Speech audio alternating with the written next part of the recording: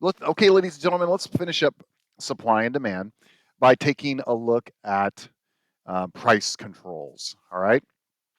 Now, we know that demand has to do with the buyers and the consumers, and that supply has to do with the sellers and the producers.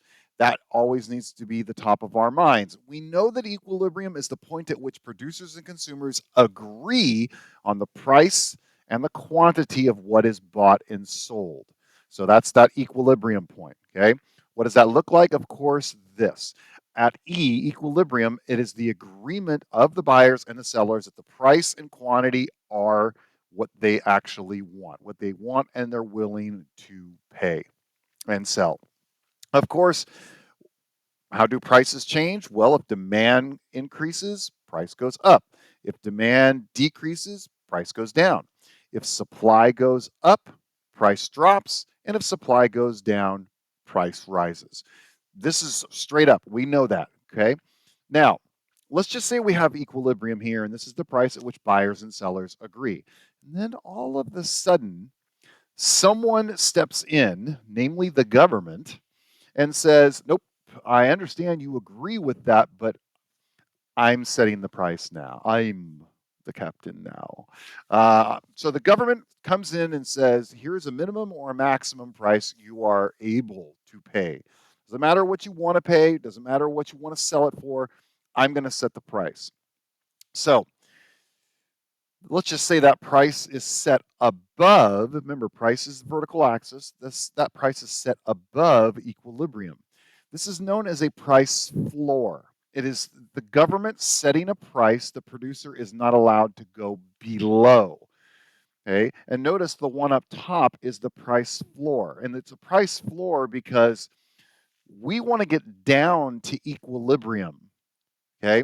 But the government is not allowing me to get down to that price to buy and sell at that price. Okay. I need to go through this floor to get to equilibrium, but the government is setting a price and it won't let me get down there. Okay. So at this price, remember, high price above equilibrium, the quantity demanded is very small, while the quantity supplied is very large. Because at a high price, of course, businesses want to make more, but at a high price, consumers don't want to buy more. So what this does is it creates something called a surplus. And a surplus is when quantity supplied is greater than quantity demanded. And what this creates is whenever, price is at equilibrium and the government is saying, you have to charge this higher price than people are willing to pay. When you have a surplus, you just get a bunch of leftover goods and services because, you know, uh, businesses are like, high price, cool, I'm going to sell it. And over here, we have consumers that are like, high price, I don't want to buy that, which means you just have a bunch of goods and services that no one is purchasing. And that creates problems. Now, the most common price floor we see is actually minimum wage. Okay. This is how this works. Let's just say that I can almost guarantee I can go out there right now and find somebody to work in fast food for $10 an hour. I'm not asking whether it's fair. I'm not asking whether it's politically correct, whatever. But I guarantee you I would find somebody that would work at fast food for $10 an hour. Wait a minute, though. The government says fast food workers can't make $10 an hour. Fast food workers need to make $20 an hour. All right, well, the quantity supplied of workers is themselves. Workers just popping up saying, "Oh, I'll work for $20 an hour. Oh, I'll work for $20 an hour. I'll work for $20 an hour." But we know they're willing to work for 10. So who buys workers? Businesses. And businesses' quantity demanded of workers is way over here. And they're just like, I don't want to pay workers $20 an hour. I know that they're worth 10. So what happens? Well, you have a surplus of workers. You have workers that want to work for $20 an hour, but businesses that don't want to pay them $20 an hour. And what that means is workers end up losing their jobs. So this has actually been the case in California. 6,000 fast food workers since 2023 September when the minimum wage law was passed last year, have actually lost their jobs because businesses will say, okay, fine, we're going to put you in part time, or they replace workers with technology, all these kinds of things. All right. So that's a price floor. A price floor, we can't go under it to equilibrium, and it creates a surplus. Example being minimum wage. Here's equilibrium. What if the reverse happens? What if, you know, equilibrium is up here, but the government steps in and says, no, you can't go to equilibrium. And this is known as a price ceiling. The government sets a price that the producer is not allowed to go above to get to equilibrium. The value of whatever item is way up here, but the government's saying, nope, you can't go through equilibrium. You can't go through that ceiling. I can't get through that ceiling to get up to equilibrium. You have to charge less. Notice the price is lower here. You have to charge less for your good or your service.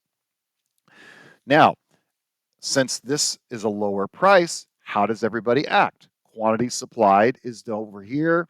Quantity demanded is way higher because at a low price, sellers are like, I don't want to make it for that price. I could make more at equilibrium. Why am I going to be forced to charge a low price? Consumers, on the other hand, are like, yes, low price. I want to buy as much as I can. I'd be willing to pay this price, but you're telling me I don't have to. I can pay a lower price. That means I can desire more. Quantity demanded goes up. Okay. Now, this is going to create a shortage. And a shortage is when quantity demanded is bigger than quantity supplied. I was willing to pay this higher price, but you're telling me I don't have to. So I'm just going to buy as much as I can at that lower price, while at the same time, the businesses are going to make less because they're like, what's going on here? I could make a lot more money, but you're telling me I legally can't because you're setting the price, not buyers and sellers. So goods and services are going to run out in this case. That's what a shortage is. Essentially, we're going to run out of goods and services because everybody's going to run out and they're going to buy as much as they can. Okay. You see this in two different things that are out there. One is called rent control. This has been proposed in California. It does exist in a lot of California cities, but this was proposed statewide in the 2024 election. So, for instance, let's just say rent is $3,000 at equilibrium, buyers and sellers. If I put out a law that says you can charge no more than $1,000, what's going to happen to all the housing in this city? Well, you're going to run out of and prices. You're never going to be able to find a place to live. How do we know this is the case? Because this is San Francisco. Notice San Francisco, by the way, all this red and orange. These are everything that's in red and orange are all one and two house like areas, single family or duplexes. Everything that's green, those are more apartments and skyscrapers. So housing is pretty scarce here, all right? Well, to buy a normal home in San Francisco is $1.3 million, but to rent one is $3,000. That's the average. So when people say, well, who would want to live in San Francisco? Well, a lot of people because they're willing to pay a rent of $3,000. Now, if this is the case, demand is way high for rent in San Francisco. So the actual equilibrium is way up here at $3,000. That's the new equilibrium price. But the government steps in and says, okay, but $3,000 is too expensive. I'm going to put a price control on that. I'm going to put a price ceiling and say you can't go over $1,000. And so what happens in San Francisco? You know, developers notice how there's just not that many big skyscrapers in San Francisco. Developers are like, I can't get the maximum price. Buyers are like, I'm going to buy that thing immediately at such a cheap price, and then I'm never going to let go of it. I'm going to literally hand it off to family members or a friend or something. I never want to give up that really cheap rent. And of course, that creates a shortage. Everybody's buying, nothing's getting built because the price is too cheap. All right. And the reality is, how do you lower that price? You have to actually build more. And when are people going to build? At a higher price. Okay. So rent control is a form of a price ceiling.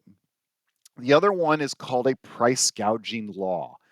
Price gouging occurs when a sudden, usually event, creates an increase in demand or a decrease in supply of a good, and all of a sudden the price shoots up immediately. Okay.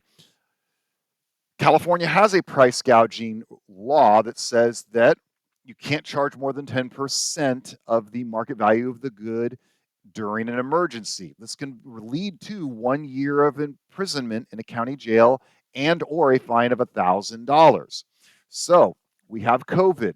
We all know what happened during COVID. We ran out of masks. Why did this take place? Because of price gouging laws. So we have equilibrium, we have masks for COVID. We knew that the pandemic comes out, boom, all of a sudden demand for masks shoots up. That's the new equilibrium. But California state law says, nope, you can't go above 10% of the original market price. What does this do?